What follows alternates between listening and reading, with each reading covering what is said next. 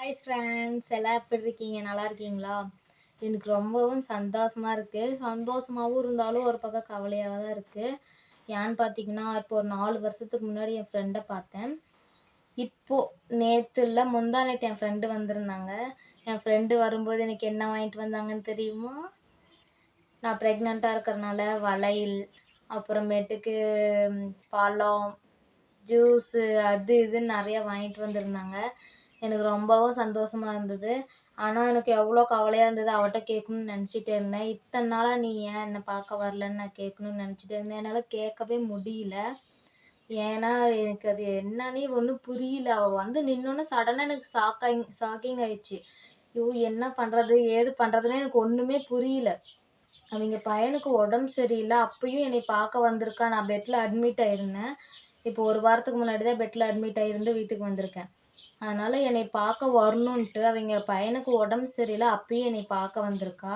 நான் ஏன்டின்னு கேட்டதுக்கு, எனக்கு எல்லாத்தையும் விட நீயும் தானே முக்கியம் அப்படின்னு சொன்னா. ஃபோன் பேசும்போது ஏன் வரல அப்படின்னு சொல்லி நான் கேட்டோன்னே, நான் வரல அப்படின்னு சொல்லிட்டு வச்சிட்டேன் ஃபோனை. அப்பயும் ஏன் வரலன்ட்டு எனக்கு ரொம்ப கவலையாக இருந்தது. கண்டிப்பாக ஒரு நாள் நீ வருவ எனக்கு தெரியும் அப்படின்னு சொன்னேன். அடுத்த நாளே வந்து நின்றுட்டா. எனக்கு ரொம்பவே ஷாக்கிங்காக இருந்தது.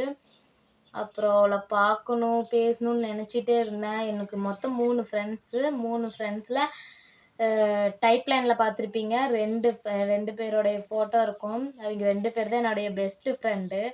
அவங்க இல்லாமல் நான் இல்லை, நான் இல்லாமல் அவங்களும் இல்லை. இருந்தாலும் எனக்கு அவங்க 2 பேரையும் ரொம்பவே பிடிக்கும். எனக்கு என்ன சொல்கிறதுனே வார்த்தையே வரல. எனக்கு அவங்க கூட பேசினா மட்டும் போதும் அப்படின்னு தான் நினச்சிட்டு இருந்தேன். ஆனால் திடீர்னு நேரில் பார்ப்பேன் நான் எதிரே பார்க்கல. நேரில் பார்க்கும்போது தம்பியும் கூப்பிட்டு வந்திருந்தா கொஞ்சம் நல்லா இருந்திருக்கும். தம்பிக்கு இப்போ தான் 1.5 வயசு ஆகுது. ரியாஸ்ரீயும் தம்பி செம்மையாக ஜாலியாக விளாண்டுட்டு இருந்திருப்பாங்க. என்ன பண்ணுறதுனே எனக்கு ஒன்றுமே தெரியல. நிறையா வாங்கிட்டு வந்திருந்தாங்க. ஆனால் திருப்பி எதுவும் செய்கிறதுக்கு எனக்கு ஒன்றுமே பண்ணுறதுக்கு என் கையில் அமௌண்ட் இல்லை. அந்த அளவுக்கு வசதியும் இல்லை. எல்லோரும் நல்லா இருக்காங்க, நான் மட்டும் இப்படி ஆகிட்டேனேன்னு ஃபீல் பண்ணிட்டு இருந்தேன். ஆறுதல் சொன்னாங்க. இருந்தாலும் நல்லா இருக்கேன். நீங்களும் நல்லா இருங்க, நானும் நல்லா இருக்கேன். என்ன பேசுகிறதுனே தெரில ஃப்ரெண்ட்ஸ். நான் அடுத்த வீடியோவில் உங்களோட ஷேர் பண்ணிக்கிறேன். பாய்.